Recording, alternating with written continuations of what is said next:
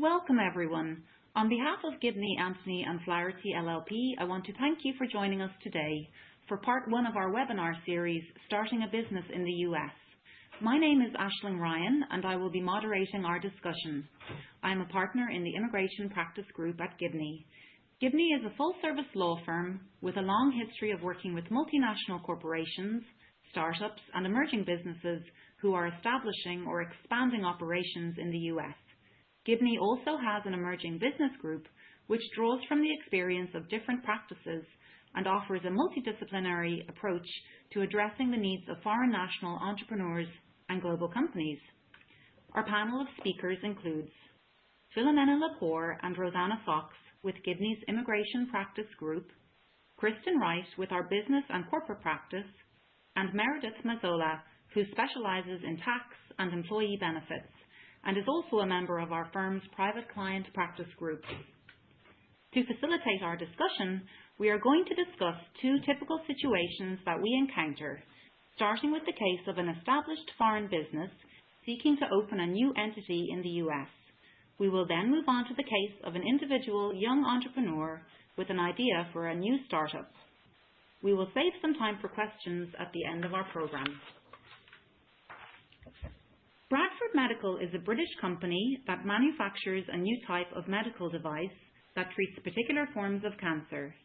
These medical devices have just received approval from the US Food and Drug Administration, and the company now wants to expand operations to the US and establish a wholly owned subsidiary in New Jersey. For the last 3 years, Dr. Louise Smith has been a key employee of Bradford Medical.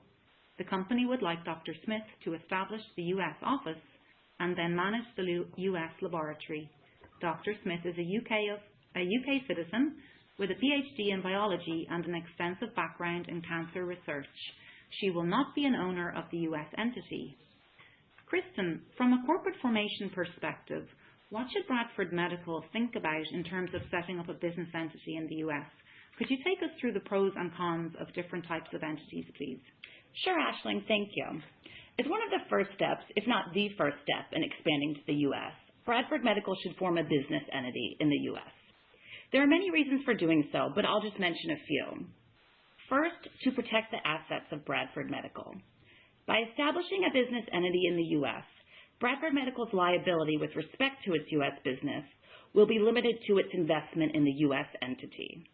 This means that if there is a lawsuit against the U.S. entity, the plaintiff can't reach the company's assets in the UK. Second, because a business entity will allow for the growth and expansion of Bradford Medical's U.S. business. Third, to take advantage of certain legal benefits. And finally, so that Bradford Medical can get the benefit of certain tax advantages, including possibly shielding Bradford Medical from U.S. tax jurisdiction, which is something Meredith will discuss in just a few minutes. Bradford Medical has a few options with respect to the type of business entity to form. Let me briefly introduce you to the three most common types of business entities used in the U.S., all of which are formed under state law. First is the C Corporation, also known as the C Corp. Next is the S Corporation, also known as the S Corp. And finally, the Limited Liability Company, also known as the LLC. In terms of management, C Corps and S Corps have shareholders, who are the owners, directors, who are the supervisors, and officers, who are the day-to-day managers. LLCs, on the other hand, are a newer form of business entity that has more flexibility. With an LLC, the owners, who are called members, can choose how the LLC is managed and how profits and losses are split. Thank you, Kristen. Now, Meredith, can you speak to the tax structure for each entity type, please? Sure. As Kristen mentioned, there are three common types of entities, the C Corp, the S Corp, and the LLC, and each of these are taxed differently. C Corps have two levels of tax, once at the corporate level and once on any dividends paid to shareholders. While this is a disadvantage where the shareholder is a U.S. taxpayer, when the shareholder is a foreign entity like Bradford Medical, this may actually be an advantage. As the owner of a C Corp, Bradford Medical UK does not have to file U.S. tax returns and subject itself to U.S. tax authorities.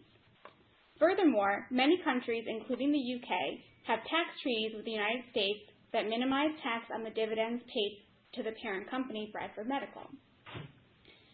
On the other hand, S-Corps have pass-through tax treatment, which means that the corporate income is passed through to the shareholder.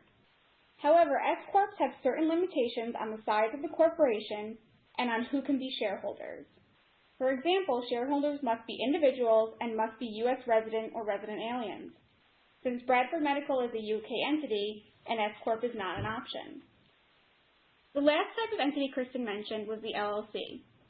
LLCs are taxed in various ways depending on the structure and the elections the entity makes. The election process is what is commonly referred to as a check-the-box election. LLCs that have more than one member are taxed as partnerships unless they elect to be treated as a corporation, and single-member LLCs are treated as a disregarded entity unless they elect to be taxed as a corporation. As a single-member LLC, Bradford Medical would either be treated as a disregarded entity or would elect to be treated as a C-Corp. If treated as a disregarded entity, the LLC will require Bradford Medical to file a U.S. tax return. Most foreign companies want to avoid being directly subject to U.S. tax jurisdiction because it means that they can be audited and the Internal Revenue Service can require complete detailed information of their worldwide operations. This creates expensive accounting and record-keeping burdens on the foreign entity. If electing to be taxed as a C corporation, the entity is better off actually being a C corporation so that it can take advantage of the flexibility of the corporate structure. Kristen, can you tell us a little bit about the corporate structure benefits? Sure, Meredith. In addition to being the best choice for Bradford Medical from a tax perspective, a C Corp is also the best choice for Bradford Medical for a couple other reasons. First, a C Corp is the easiest and least expensive type of U.S. business entity to form. And second, the internal management structure of a C Corp will allow a foreign parent corporation like Bradford Medical to structure and control the U.S. operations and personnel. Let me explain what I mean by this. Here, Bradford Medical will be the shareholder. Shareholders are generally somewhat passive in the management of a C Corp, but they do have the authority to elect the board of directors of the C Corp. This means that Bradford Medical can elect some members of its UK management team to the board of directors of the U.S. C Corp. Since the board of directors has to approve any major decisions that the C Corp makes, this means that any major decisions will require the consent of the management team from the UK. The board of directors also has the authority to elect the officers, which means that the UK management team can elect Dr. Smith to one or all of the officer positions, which will allow her to manage the day-to-day operations in the U.S.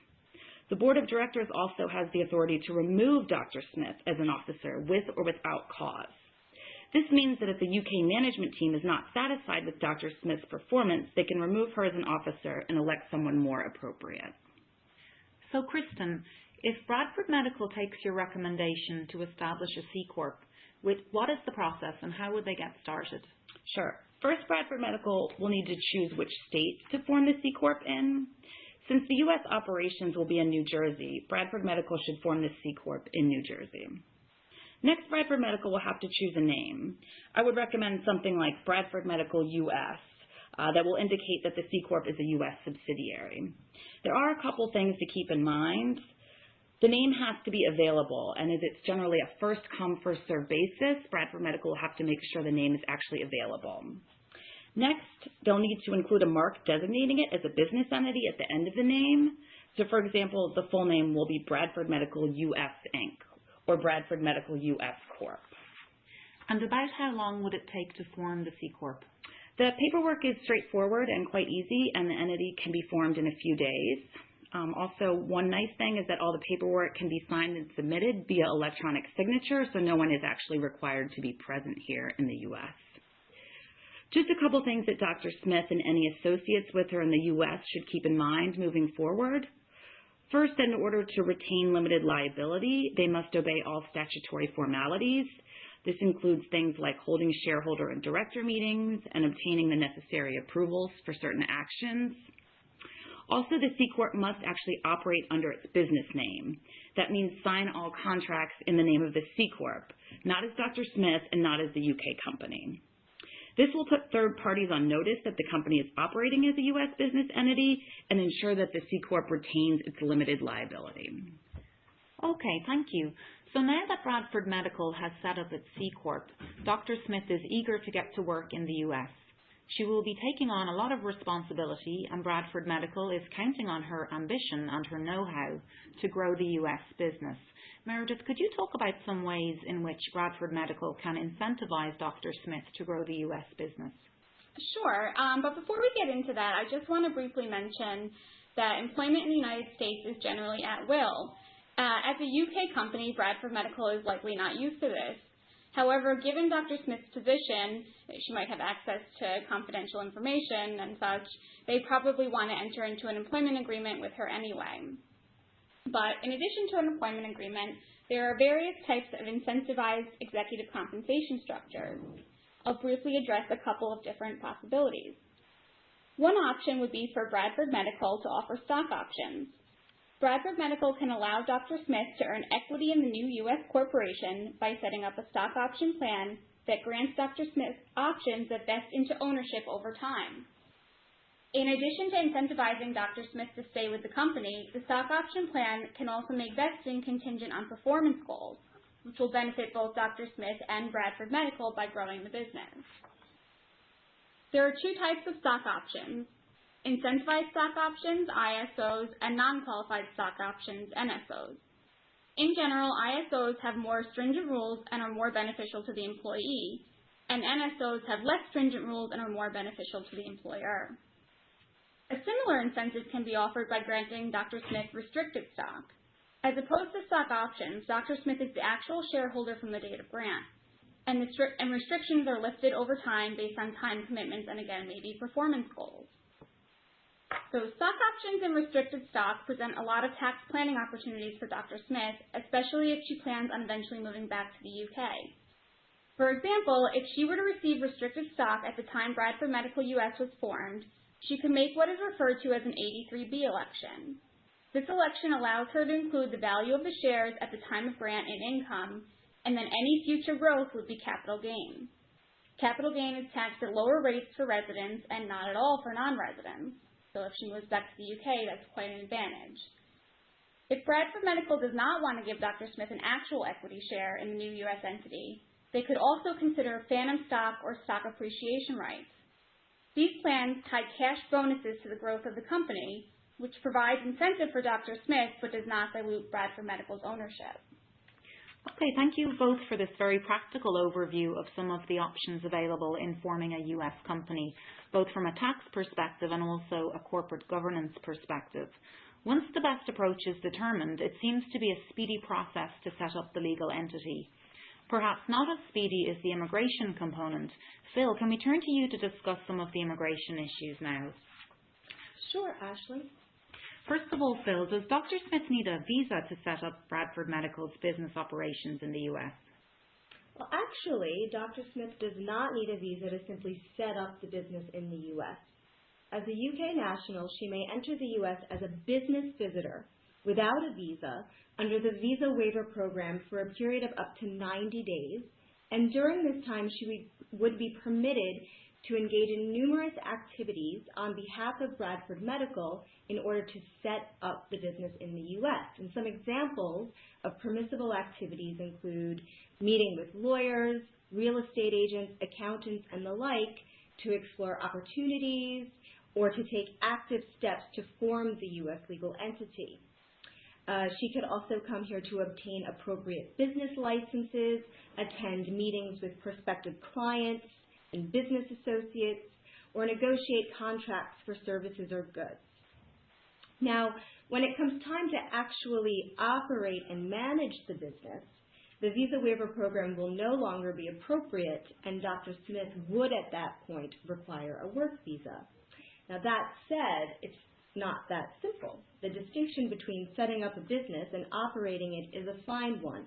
And during the latter stages of company formation, it can be tricky to determine when the activities cross the line from developing the entity to actively operating and managing it. Here, it's particularly important for Dr. Smith to consult with counsel regarding her activities to ensure that they're consistent with a business visitor and that she's not crossing the line to actual employment with the U.S. entity. Immigration inspectors at the port of entry will be monitoring Dr. Smith's comings and goings, and the more she travels in and out of the U.S. to set up the business on visa waiver, the more scrutiny and questioning she'll be likely to face at the border, as suspicions will rise that she's actually operating and managing the business.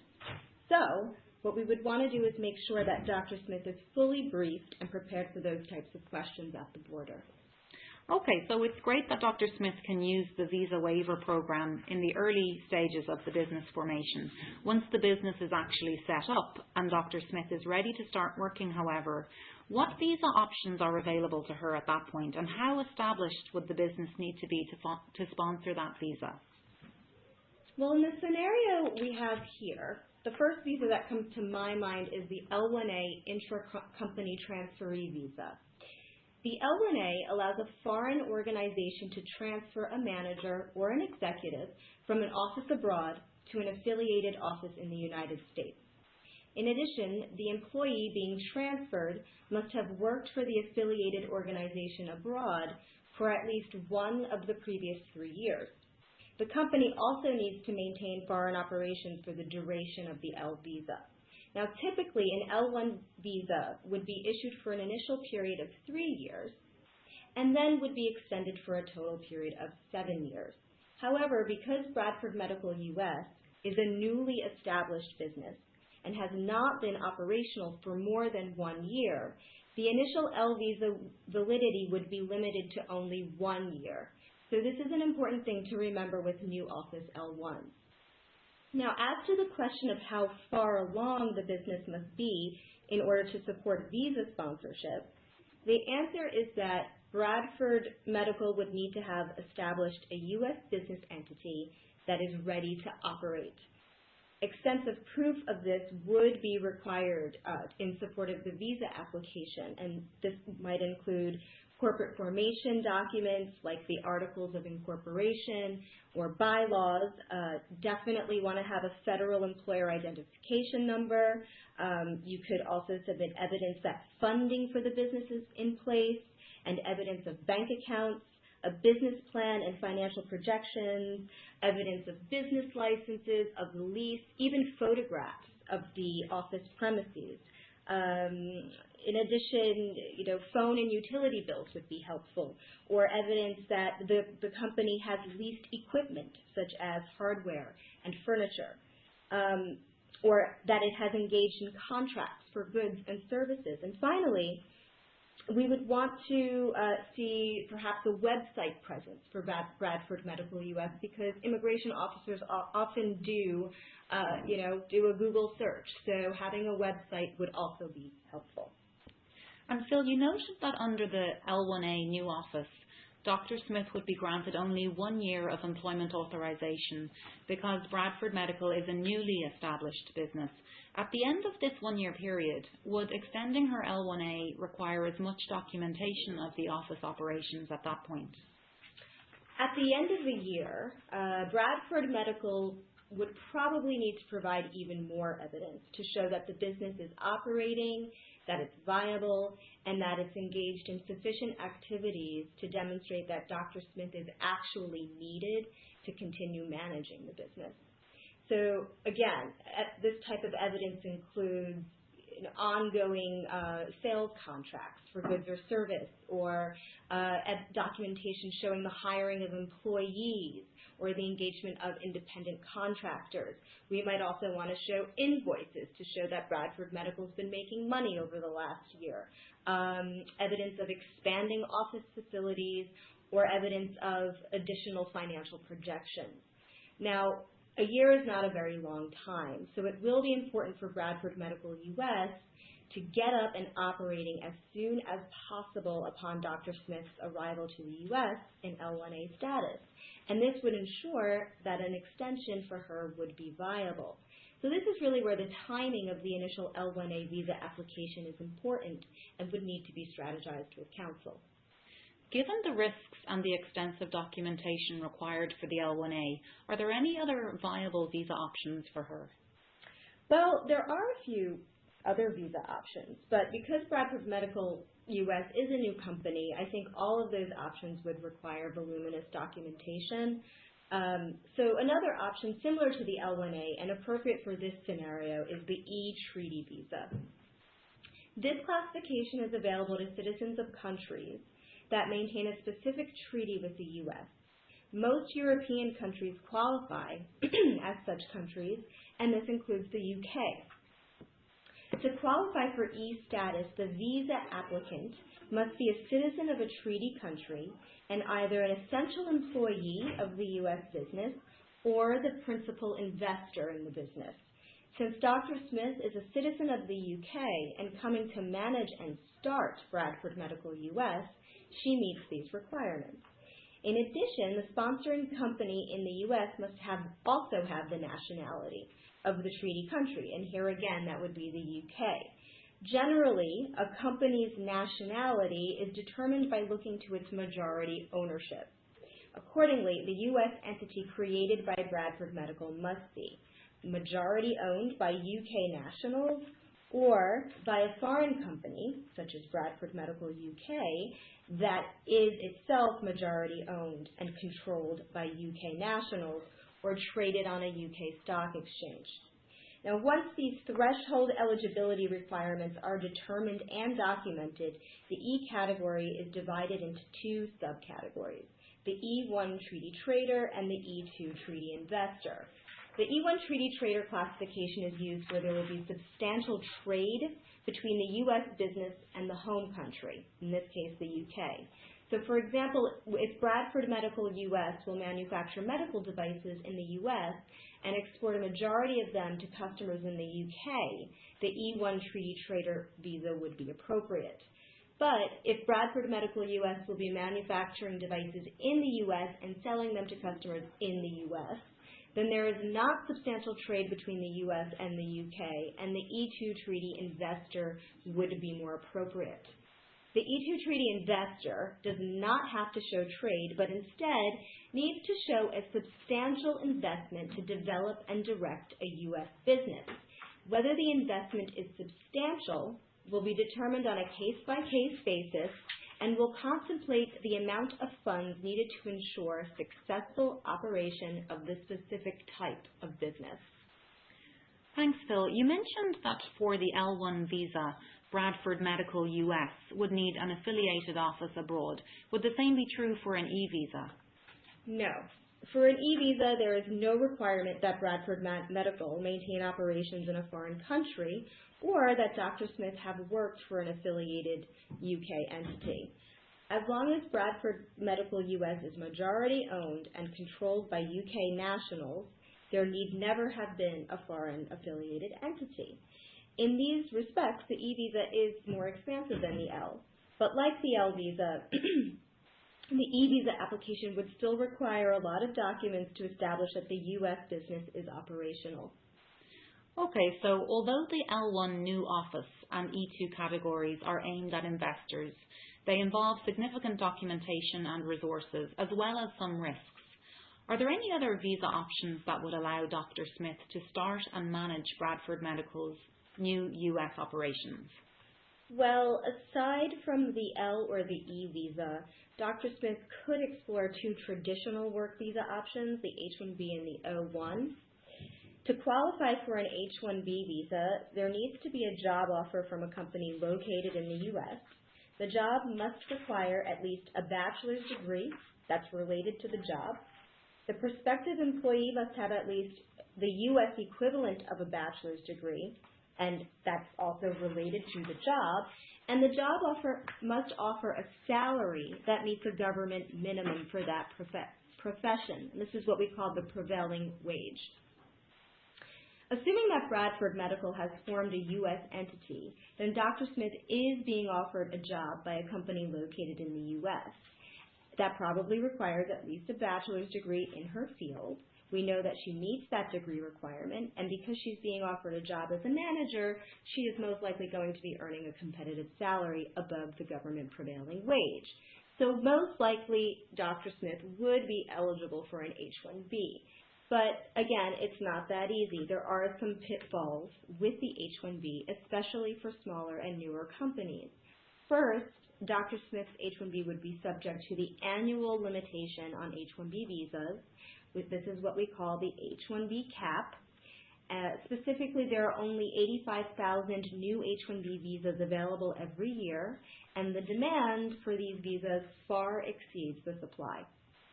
Thus, even if Dr. Smith is eligible, there is a chance that she wouldn't even be able to get the H-1B visa. Second, we have the requirement that there needs to be an employer-employee relationship. And to show this relationship, Bradford Medical US would need to establish that it will exercise control over Dr. Smith. Meredith mentioned earlier that Dr. Smith could be offered stock options that would make her a partial owner of Bradford Medical US. In addition, Dr. Smith may be the only employee of the U.S. office, and she would have a high level of autonomy. In a situation like this, the H-1B could be denied unless it's established that Dr. Smith would be controlled or supervised by another party, perhaps the board of directors or a more senior employee at UK headquarters. And finally, because Bradford Medical US is a newly formed company, the government will generally apply a higher level of scrutiny and might even require evidence that the business is fully operational and can actually pay the salary that's required to be paid to Dr. Smith. Okay, and so if the H-1B is not a viable option due to the cap or other issues, would the O-1 visa be an option for Dr. Smith? Yes. The other work visa option for Dr. Smith would be the O-1 Extraordinary Ability Visa.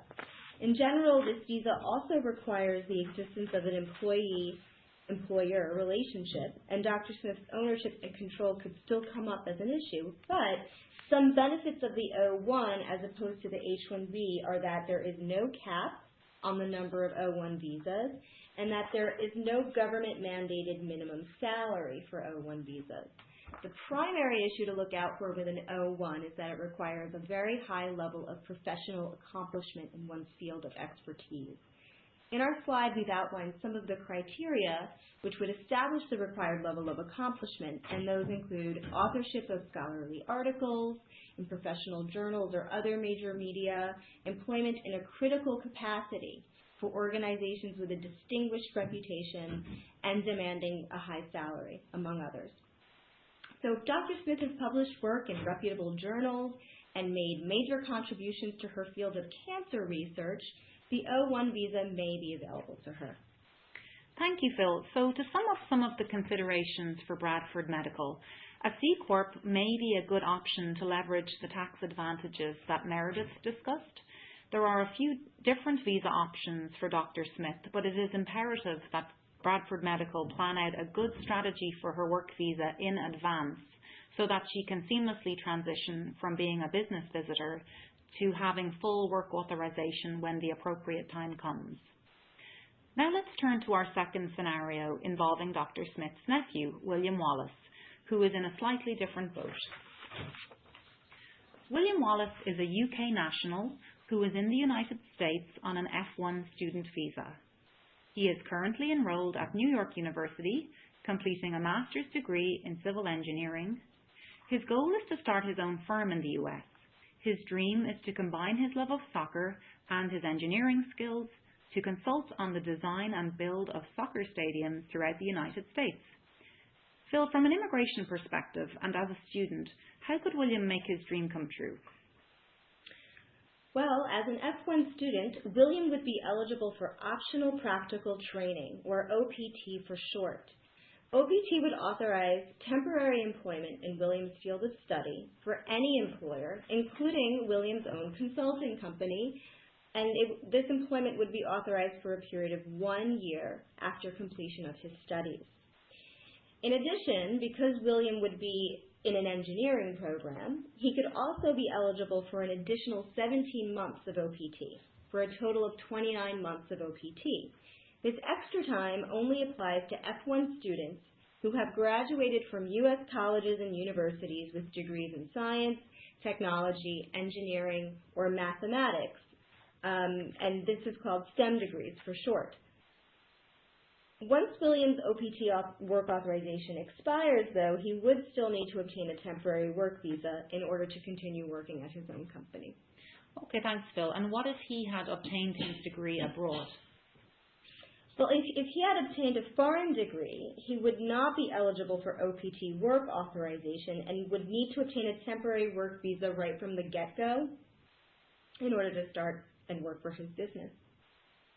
So if he needs a work visa, is there a special startup or entrepreneur visas for individuals like William?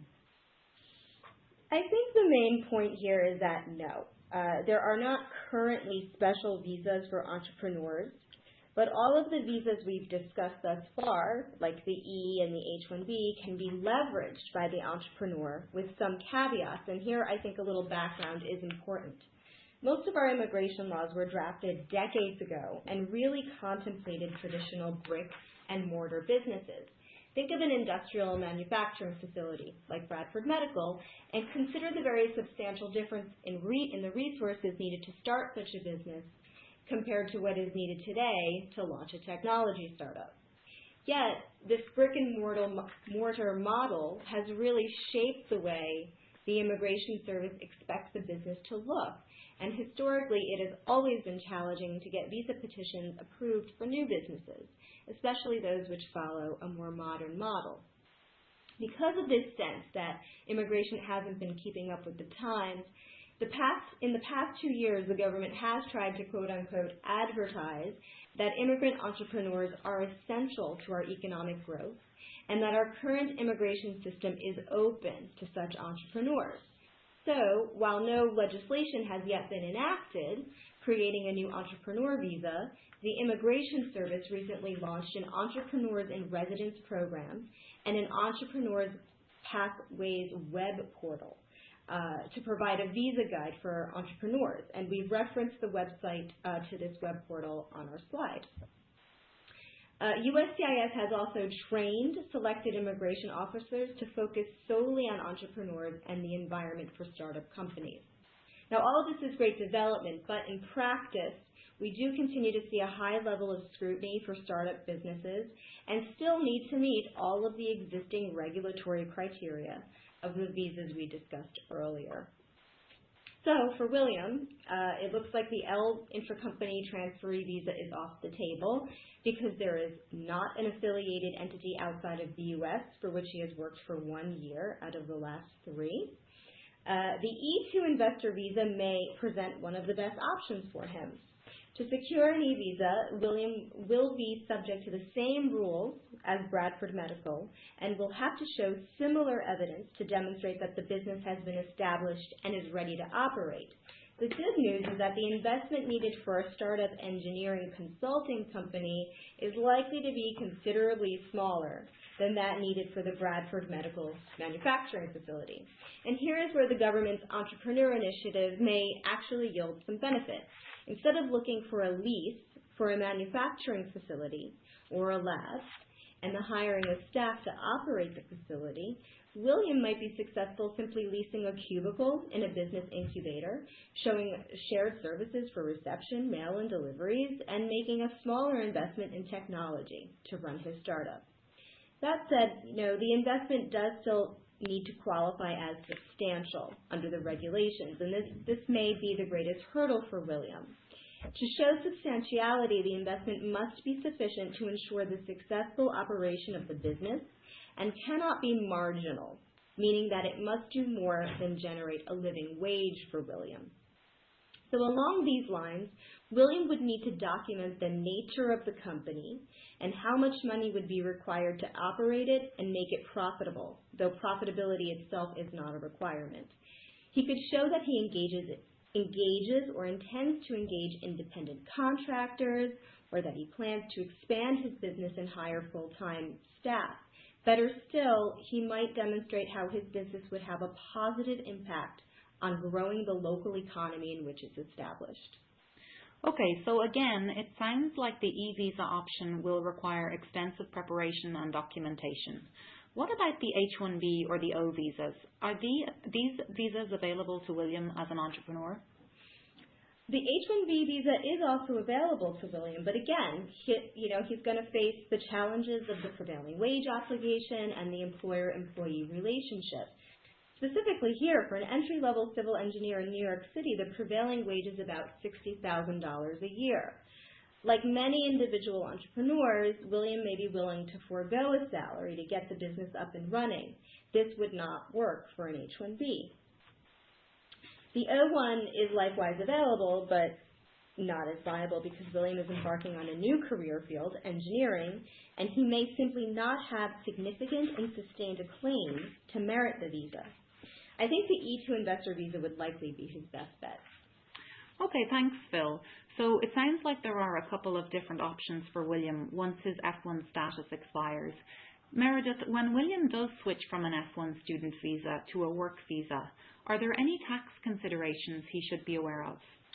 Yes, Ashling. There are a couple of things William should know about his individual income taxes. First, individuals are subject to U.S. tax on their worldwide income once they have either obtained a green card or met the substantial presence test. An individual has met the substantial presence test once they have been here 183 days, counting all the days present in any given year, 1/3 of the days from the prior year, and 1/6 of the days from the year before that. However, for William, he has not had to count days in the United States when he's on a student visa. When William switches visas, he'll lose this exemption, and he will likely meet the 183-day count and be treated as a U.S. person. Once he meets the substantial presence test, William will have to pay tax not only on his income that he earns from his engineering business, but also on any income he may have anywhere. For example, if he has investment income from a brokerage account back in the UK. Further, once he's a U.S. person, there are other requirements, such as reporting his foreign bank accounts. So if William has an aggregate balance of over $10,000 in foreign bank accounts, he'll need to start reporting those as well. These are just some considerations that some people don't realize once they become a U.S. person. Okay, thank you, Meredith. The focus of our immigration discussion today has been temporary work visas, but there are employment-sponsored categories for permanent residents that could be available for those seeking to stay in the U.S. long-term. Some of the immigrant visa categories for permanent residents are very similar to the requirements for the temporary L1A manager and O1 visas, though the standards for adjudication may be even higher. There is a labour certification process that may be available for some foreign nationals, but it's not available to those with a significant ownership interest in the sponsoring company. One long-term option specifically for investors seeking a green card is the EB-5. The EB-5 has been somewhat underutilized, in part because it requires significant capital investment and long-term planning. Rosanna, could you discuss whether EB-5 is an option for an individual entrepreneur such as William? Sure, Ashling. As an entrepreneur, William may in fact be eligible to receive lawful permanent resident status, green card for short, under the EB-5 Investor Program. The EB-5 Investor Program is based on our nation's interest in promoting foreign investment in U.S. businesses and projects to help create or preserve jobs for U.S. workers. As such, the EB-5 visa is often referred to as the job creation visa. As a threshold matter, to qualify for an EB-5 visa, William would have to invest capital into a new commercial enterprise to create jobs for U.S. workers. The required value of investment is generally $1 million, although a reduced $500,000 investment is acceptable if the business is located in a rural area or a government-designated targeted employment area, which is an area where the unemployment rate is 150% of the national average. Upon making his investment, William will become eligible to receive a conditional green card for a 2-year period. During this 2-year period, William will enjoy all the benefits of permanent resident status, including unlimited and unrestricted work and travel authorization. If William were married, his spouse and minor children would also be eligible for conditional green cards. After 2 years, provided all of the conditions of the EB-5 program and the general green card eligibility criteria are met, the conditions will be removed and William will become an unconditional lawful permanent resident of the United States. The obvious advantage of the EB-5 visa as compared to the other visa categories discussed earlier is that within a relatively short period of time, William will have permanent, unlimited, and unrestricted work authorization in the U.S. with a path to U.S. citizenship. One of the drawbacks is that presently there's no underlying temporary work and travel authorization available for EB-5 investors, such that William will either have to apply and wait for his green card in the UK, or he will require a temporary visa in some other categories, such as OPT, H, or L, while the EB-5 green card case is in progress. Okay, thanks, Rosanna. With respect to the investment, does it need to be in cash or can it be in any other form? Well, actually, Aisling, the investment can take many different forms, including cash, equipment, inventory, other tangible property, cash equivalents, and even promissory notes, provided they're secured by William's assets. I would just mention that as part of the application, William would have to clearly demonstrate that the invested capital came from a lawful source. Now, capital can also be gifted. For instance, if his aunt wanted to give capital to William for investment purposes. But then William would still have to provide documentation that the capital traces back to a lawful source. And are there any limitations on the types of businesses which are eligible for EB-5? Well, to qualify under the EB-5 program, the business must be a for-profit enterprise. It must generally be new, although in some instances a pre-existing business could qualify, provided it was substantially restructured. There are no limitations on the corporate structure of the business, but William must be engaged in the management of the new commercial enterprise, either through the exercise of day-to-day managerial responsibility or through policy formulation. Finally, since the EB-5 visa is a job-creating category, in order to qualify, William will have to show that his new U.S. business created at least 10 direct full-time jobs for U.S. workers by the end of the 2-year conditional period. What if William does not have the requisite capital to invest, but has found other investors willing to pool the money for his startup? Would he be able to leverage the EB-5 program to start his engineering consulting firm in that instance? The EB-5 program does permit pooled investments. However, William would still have to meet all of the requirements under the EB-5 program, including investing at least $500,000 or $1 million, depending on the location of his business, and creating at least 10 direct full-time jobs. It would complicate matters if any of the other investors in William's business also wish to leverage their investment for an EB-5 green card, because then the business must create enough jobs so that each EB-5 investor could claim at least 10 jobs. Now, let's say William does have the requisite capital, but he does not intend or expect that his business will generate at least 10 full-time jobs. Is the EB-5 option still on the table? Well, based on these facts, a direct EB-5 investment would probably not be a viable option. However, William can still use his capital to obtain a green card under the EB-5 Regional Center program. This would mean that instead of investing in his own business, William could invest with a project affiliated with a regional center, an entity which has been pre-approved by U.S. Citizenship and Immigration Services for funding projects under the EB-5 program. There are presently close to 300 designated regional centers, although not all of them are actively participating in the program. An important difference between a direct EB-5 investment and a regional center investment is that under the regional center program, the investor is not required to be involved in the day-to-day management or policy making of the business. This should give William the opportunity to focus on his own engineering consulting startup while he's in the process of applying for an EB-5 green card.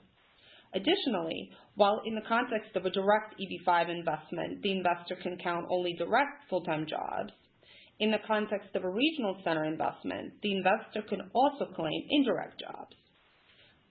The biggest challenge in the regional center filings is identifying a project that is viable both from an immigration standpoint as well as a financial standpoint, such that William may need to consult with several licensed professionals, including investment advisors, securities advisors, accountants, tax lawyers, and immigration lawyers, before deciding on the project. Okay, thanks, Rosanna. So Meredith, if William were able to obtain his green card as suggested by Rosanna, would there be any tax implications for him? Yes, obtaining his green card could certainly have tax implications. As I mentioned earlier, individuals are subject to U.S. tax on their worldwide income once they have either obtained a green card or met the substantial presence test. Moving forward on a work visa, William would likely meet the substantial presence test. However, a year or 2 or maybe 10 later, if he chooses to leave the U.S., he would no longer be subject to tax on his worldwide income. On the other hand, once he obtains his green card, he will be subject to U.S. tax each year, no matter how much time he spends in the U.S. Even more importantly, if William continues to hold his green card for 8 out of 15 years, he may also be subject to an exit tax if he decides to leave and give up his green card. The exit tax applies to any green card holder that meets certain income and asset thresholds. For 2013, the exit tax applied to green card holders with over $2 million in assets, an average tax liability of $155,000 a year, or people who claim they couldn't comply with U.S. laws, but you should just try and comply with U.S. laws. That's an easy one. The exit tax is equal to the capital gains tax on the hypothetical sale of all of William's assets. So as Rosanna mentioned earlier, he's going to have to make an investment of $500,000 or $1 million. Considering all goes well and William's business grows to $10 million, if he decides to expatriate, the exit tax would be 20% of the growth over a nominal exemption. In William's case, that would be over $1 million just to expatriate. Okay, thanks, Meredith. Now, I would like to turn it back to Kristen to discuss how William might approach the issue of company formation. Kristen, if William were able to start his own engineering consulting company, what type of business entity would you recommend? For a startup company like the one that William intends to form, an LLC would be a good fit. LLCs are used quite often for startups and smaller companies because of the flexibility they offer with respect to how the entity is owned and operated, and also because there are less statutory formalities that the owners, who are called members, have to follow. Also, assuming William has a green card or meets the substantial presence test that Meredith outlined earlier, he will be required to pay taxes in the U.S. Since there is no double taxation with LLCs, William, along with any other members who are U.S. taxpayers, will only pay personal income tax on the LLC's profits. To form an LLC, much like a C Corp, William would need to choose a state to form the LLC in, choose a name, and then file the relevant paperwork. A lawyer would then help William draft an operating agreement, which will govern how the LLC is managed and how profits and losses are split. This can be designed in any way that William and the other members want. Let's say, for example, that William has a colleague in the U.S. who wants to split the startup costs for the entity with William and share in the profits with William, but does not have any time to devote to the entity and trust William's management. The operating agreement could provide that the profits and losses are split 50-50, but that William is the sole manager. Or let's say William has a second colleague in the U.S. who is going to work for the entity, but that does not have any capital to invest in the entity. Here we could add to the operating agreement that the second colleague will get a 10% share of the profits even without investing any initial capital. There is one circumstance where William may prefer to form a C Corp, and that is if he plans to seek outside financing immediately. Venture capitalists in particular prefer to invest in C Corps primarily because they allow for the issuance of preferred shares. That said, if William initially chooses to form an LLC and then later decides to take meetings with venture capitalists, some states do allow for conversion, whereby an LLC could convert to a C Corp. Alternatively, an attorney can construct a reorganization where, for example, William would form a new C Corp and merge the existing LLC into it. Okay, thank you, Kristen. So William will need to think about who is funding the venture and how any operating agreement might be structured to ensure appropriate control over the entity. So in this scenario, William may avail of F1 training to work for his own company while he is still a student. Work options after the training period may include H-1B sponsorship if he is careful about timing it correctly. The e-visa or EB-5 may also be options, but not without risks. For William, the best option may be to form the company as an LLC. This may allow him flexibility in operating the business without having to deal with some of the formalities of corporate governance. Before we move on to questions, I would like to discuss some of the proposals in Congress. Phil, I'm sure everyone has been hearing an awful lot about immigration reform in the news. If passed, could this reform create more visa options to assist our investors and entrepreneurs? Well, yes, the so-called startup visa that people are talking about has not been created yet, but it seems we are getting closer. On June 27th, the U.S. Senate passed a comprehensive immigration reform bill called the Border Security, Economic Opportunity, and Immigration Modernization Act, or Senate Bill S-744. S-744 is a sweeping bill. It's over 1,000 pages long and covers a vast range of immigration issues from border security, legalization for undocumented workers, to employment and family-based immigration reform. Now, tucked in the bill are provisions that would create a new visa for entrepreneurs and for startup companies. And here, this is the rumored startup visa.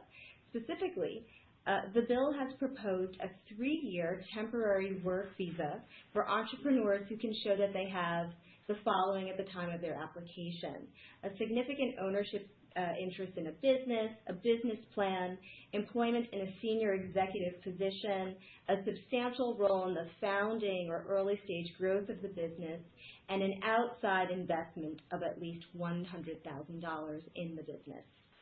The bill also creates a corresponding permanent resident visa or green card option for entrepreneurs whose businesses meet higher metrics related to job creation, venture capital investment, and revenues. Finally, the bill creates a green card option for those who hold a U.S. advanced degree in a STEM field, like William, who we discussed earlier. With a U.S. advanced degree in a STEM field, a foreign national would qualify for an abbreviated path to permanent residence, and upon attainment of his or her green card, would have the ultimate flexibility to create a business of his or her choice without any minimum investment or job creation requirements. Concerning all of these new options, we shouldn't get too attached to the details at this point, as the bill has to survive debate in the House, and we expect the House to modify the Senate bill or develop a completely new bill of its own. A final bill will likely take several more months. In the meantime, if anyone is interested in reading the Senate bill, we've referenced a link to the full text on our slide. Thanks, Phil. It sounds as though comprehensive immigration reform could bring about some welcome changes for entrepreneurs, so we will certainly be keeping an eye on these developments. Please be sure to check gibney.com for updates on this. Our speakers have highlighted some very practical considerations for foreign companies and individuals looking to invest in the US. I would like to point out a valuable resource now available online, Gibney's Guide to Starting a Business in the US, which discusses a wide range of topics that we were not able to cover today. An e-copy of this book is available on the Business Practice Groups page of our website. We would welcome any questions that you may have at this time. And I think we have a few questions came in the course of our discussion. The first question is as follows. Does the amount of investment needed for the E2 investor visa change according to where you start your business in the US? There is a big difference, for example, in the costs from New York to North Dakota. Phil, perhaps you would like to respond to that question. Sure, no problem. That's a good question. Well, the location of the business will indeed play a large role in whether or not an investment is substantial enough to create a viable business. And not just a viable business, but a business that's likely to generate success beyond, just a living wage for the investor. So to break it down to the example provided in the question, in New York, most likely it would cost more to establish a business, so there would be higher startup costs, higher overhead. The market itself is more saturated, more competitive, so it would be more difficult to show the likely success of the business. And I think in South Dakota, most likely, There would be, a lower expectation of startup costs, lower expectation of competition in the market. So ultimately, to succeed with an investor visa, it probably would be easier in South Dakota in the sense that you could probably achieve success with less of an investment. Okay, thanks, Phil. Another question that's come in, do single-member LLCs need an operating agreement? I guess that question will go to Kristen, please. Yes. Most state laws do require that all LLCs have an operating agreement. I understand it seems a little silly because it's really just a one-person agreement. But that said, even single-member LLCs should have an operating agreement. It's important to comply with all the state laws just to ensure that the LLC retains its limited liability and all the other benefits of a corporate existence that we spoke about before. Okay, thanks, Kristen. And I think we've time for a final question.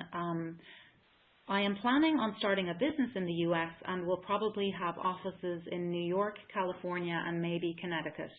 Do I have to form a corporation to operate in each state? Kristen, could you offer any insight there, please? Sure. The answer is that you only have to form one corporation in the U.S. What you'll do then is what is called qualify to do business in the other states in which you'll be operating. And this is a pretty simple process of just filing a form with the relevant Secretary of State's office. It does mean that you should put a little more consideration into which state you form the corporation in. You'll want to look at sort of where your offices will be, that sort of thing. But only one is required. Thank you, everyone. That concludes all our questions for today. Thank you to our panelists for sharing their experience with us, and thank you to everyone in the audience for participating.